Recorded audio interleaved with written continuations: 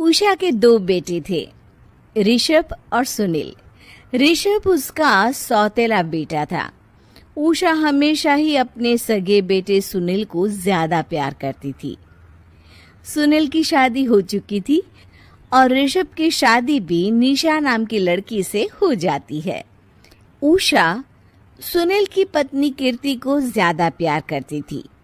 एक दिन वो अपनी बहू कीर्ति के लिए साड़ी ले आती है। ये लो बहू, तुम्हारे लिए साड़ी लाई हूँ। कल पड़ोस की शादी में जाना है ना, तुम यही पहन कर चलना। तभी वहां ऋषभ आ जाता है। अरे माँ, तुम निशा के लिए साड़ी नहीं लाई?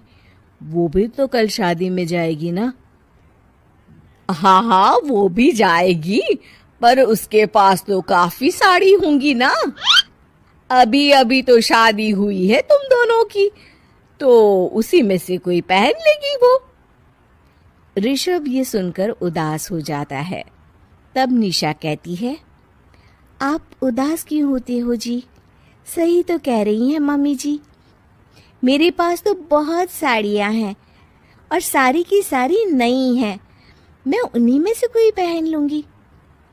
वो बात नहीं है निशा। माँ मेरे साथ तो सौतेला व्यवहार करती ही थी, पर मुझे लगता था कि मेरी पत्नी के साथ वो ऐसा कभी नहीं करेंगी, पर आज उन्होंने तुम्हारे साथ भी वैसा ही व्यवहार किया।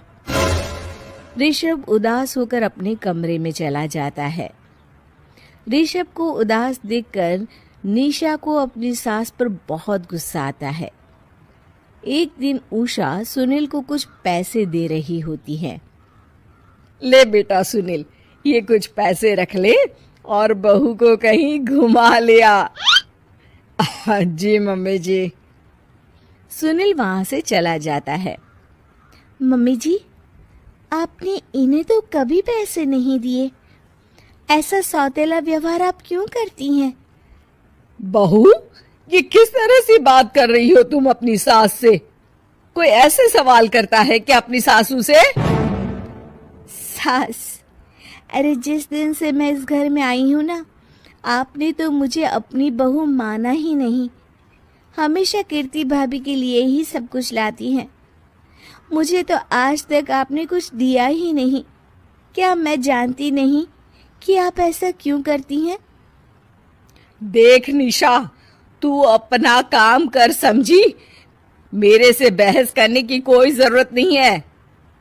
तभी वहां ऋषभ आ जाता है। निशा, माँ से ऐसे बात नहीं करते। तुम जाओ अपने कमरे में। हाँ हाँ, जा रही हूँ। मुझे भी इनसे बात करने का कोई शौक नहीं है। निशा अपने कमरे में चली जाती है और ऋषभ भी वहां आ जाता है।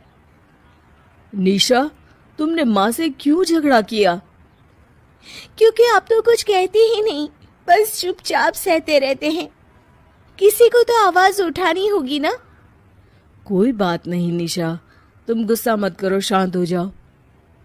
निशा रसोई में खाना बना रही होती है। तभी वहां कीर्ति आ जाती है। निशा, तुम मार्केट से ये सामान ले आओ। मैं क्यों जाऊं? आप भी तो जा सकती हो ना। दिख नहीं रहा कि मैं खाना बना रही हूँ? हाँ तो क्या हुआ, खाना बनाने के बाद चली जाना। हाँ हाँ, खाना भी मैं ही पकाऊं, बाजार जाकर सामान भी मैं ही ले आऊं। खुद तो कुछ करोगी नहीं, है ना? ओहो, जुबान तो देखो कैसे चल रही है। सुनो, तुम अभी आई हो इस घर में, तमीज में रहो, वरना सासू माँ से कहकर मायके भिजवा दूंगी तुम्हें। हाँ। ओ, हाथ लगाकर दिखाओ मुझे, देख लूंगी। बहुत मनमानी हो गई तुम दोनों की, समझी? निशा लिस्ट कीर्ति के ऊपर फेंक देती है। कीर्ति निशा को मारने आती है तो निशा उसका हाथ मोड़ देती है। मर गई रे, छोड़ मेरा हाथ। आज के बाद मुझसे कोई बदतमीजी की तो अच्छा नहीं होगा। कीर्ति रोते हुए अपने कमरे में चली जाती है। उस निशा चुड़ैल ने मेरा हाथ मोड़ दिया। मुझे नहीं रहना इस घर में। अरे कैसी बेकार की बातें कर रही हो। अरे निकालना ही है तो ऋषभ और निशा को निकालेंगे। नहीं, मुझे अलग घर चाहिए।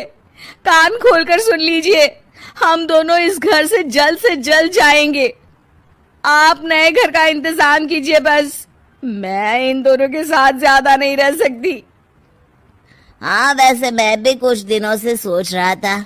अच्छा हुआ तुमने कह दिया। मैं माँ को भी बता देता हूँ। माँ, वो क्या करेंगी तुम्हारे साथ जाकर? मैं चाहती हूँ कि तुम और मैं, बस हम दोनों ही कहीं शिफ्ट हो जाएं, इस सब झमेले से दूर। अरे पर माँ को यहाँ छोड़कर इस तरह से जाना ठीक नहीं रहेगा कीर्ति। वैसे वो तुम्हें कितना प्यार भी तो करती हैं। नाम का ख्याल रखती है, क्योंकि तुम सगे बेटे हो ना, इसलिए। तुम अगर सौतेले होते तो मेरे साथ भी ऐसे ही सलूक करती जैसे अभी तुम्हारे सौतेले भाई और उसकी पत्नी से करती है। अरे पर फिर भी कुछ भी नहीं। देखो, या तो हम दोनों इस घर से कहीं दूर जाएंगे या फिर मैं अपने मायके चली जाऊंगी। हाँ, बता देती हूँ। अच्छा बाबा, अच्छा ठीक है। सुनील अपनी माँ से बात करने आता है। माँ, मैं सोच रहा हूँ कि कीर्ति के साथ अलग घर में शिफ्ट हो जाऊं। अरे वाह बेटा, ये तो बहुत अच्छा सोचा है तुमने। कब शिफ्ट होना है हमें? मैं भी पैकिंग कर लेती हूँ। अब नहीं माँ, मैं और कीर्ति ही जाएंगे बस। आप तो यहीं रहो, ये पुश्तैनी घर भी है ना आपका। अरे बेटा, तू तो मेरा सगा बेटा है। तू ही मेरे साथ ऐसा कर रहा है। मुझे अपने साथ ले जा बेटा। तभी वहां कीर्ति आ जाती है। अरे माँ, आपको पता भी है कि किराए के घर में कितना खर्चा होता है, और अगर आपको भी लेकर गए तो और खर्चा होगा। आप तो बस यहीं रहो इसी घर में। कोई बात नहीं सुनील, तुम लोग चले जाओ। माँ यहीं रहेंगी हमारे साथ। हम माँ का ख्याल रखेंगे। तुम लोग अपनी गृहस्थी संभालो। निशा को ये देखकर बहुत खुशी होती है। वो मन ही मन सोचती है, अब आया ना ऊंट पहाड़ के नीचे। अब मम्मी जी को पता चलेगा।